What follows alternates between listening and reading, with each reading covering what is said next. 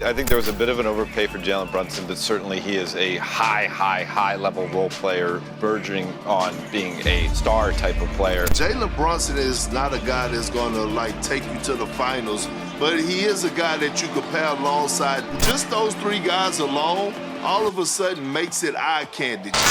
No.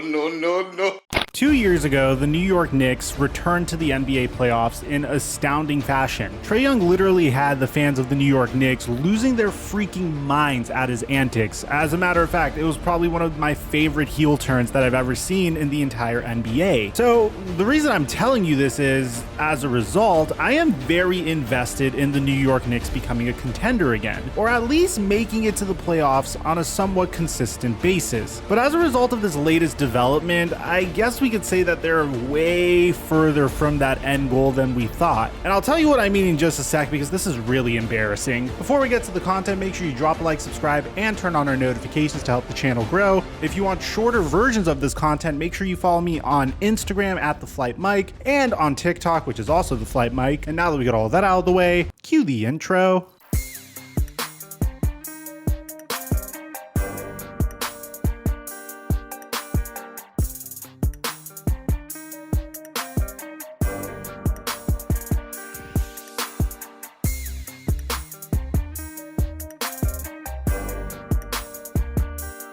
Mic check 1 2 1 2. What's going on, everybody? The New York Knicks have been aggressively attempting to rebuild or retool their roster since the tumultuous days of Phil Jackson being their president of basketball operations, which, if you happen to have forgotten that, we did do a special documentary episode on that on this channel, so I'll leave it in the end screen for you to check it out. And during this time, it's been highlighted by some very promising developments, like the development of RJ Barrett and the potential of Emmanuel Quickly, coupled with Mitchell Robinson consistently becoming a better and better player each and every year, and just a plethora of great young talent to try to develop moving forward, and some questionable moments like whatever Julius Randle's current situation and status is with the team. That also goes double for Obi Toppin. And that's before we even get to their most recent decisions over this past offseason to try to improve their team. Now, if you're a New York Knicks fan, a part of you was incredibly disappointed at the way their NBA draft went. I mean, it was such a controversial NBA draft for the New York Knicks after deciding to consistently trade their picks that their president, Leon Rose, had to issue this statement saying, "Last night we made 3 trades involving draft picks, which resulted in an increased financial flexibility and additional draft capital moving forward. We now have a total of 22 picks, 11 in the first round and 11 in the second round, over the next 7 years. We have the ability to be active in free agency as well as in the trade market. Our focus will remain to be strategic and thoughtful in our team building, doing it the right way while feeding off the momentum from the end of last season and prioritizing our player development program." So whenever your president of basketball operations has to give out a statement like that following the NBA draft, clearly he knows the fans aren't happy. Clearly the fans are a little disappointed at having such a high draft pick, but not necessarily a lot to show for it, which had Knicks fans holding out hope that, hey, maybe the New York Knicks are going to pull off a huge swing or a big trade during the offseason in order to really get this team to the next level. Maybe we're able to swing a trade for DeJounte Murray. Maybe we're able to trade for Donovan Mitchell. What ended up happening was the New York Knicks ended up signing Jalen Brunson to a 4-year contract in excess of $100 million.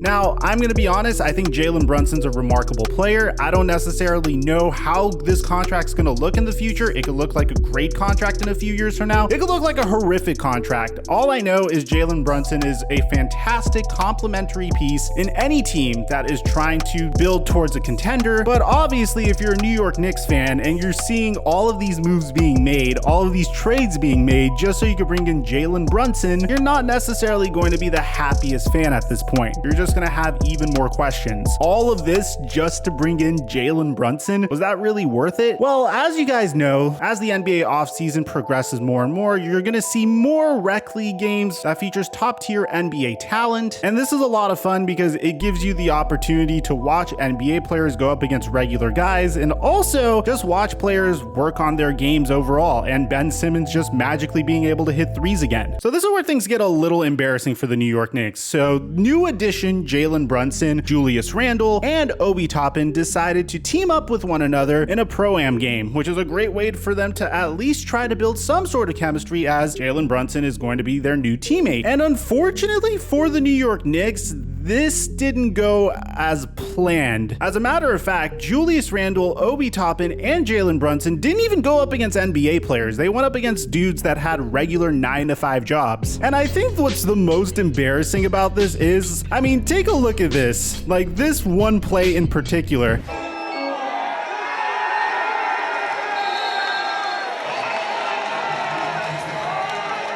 Look at number 21 just dancing while Jalen Brunson looks frustrated as hell next to him. I mean, no disrespect, but this is supposed to be the complete opposite scenario. I mean, like, for example, you're watching plays like this from DeJounte Murray where he's completely disrespecting players that have 9-to-5 jobs and don't play basketball for a full-time living. And I'm not saying that I expect the same thing from Jalen Brunson and Julius Randle and Obi Toppin. I do expect a similar level of dominance as that, but what I am saying is it's absolutely ridiculous to see regular dudes with 9-to-5 jobs dancing on 3 NBA players, one of which is getting paid over $100 million over the next 4 years to represent one of the largest markets in the NBA, another that's in the midst of a contract that is very similar to that. Julius Randle recently signed a 4-year, $118 million contract extension with the New York Knicks. So when you're having 2 players that combine for over $200 million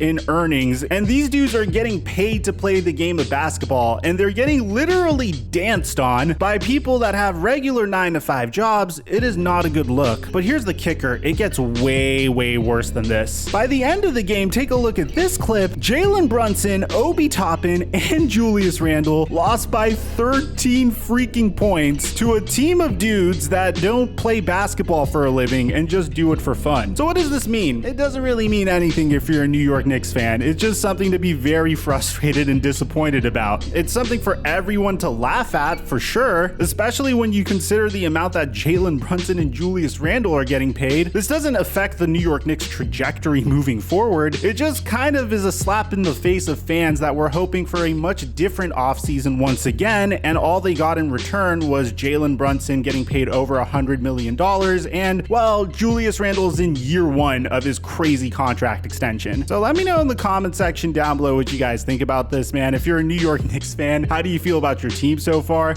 Aside from that, I'm your boy Mike, and I'm dropping our mic until our next upload.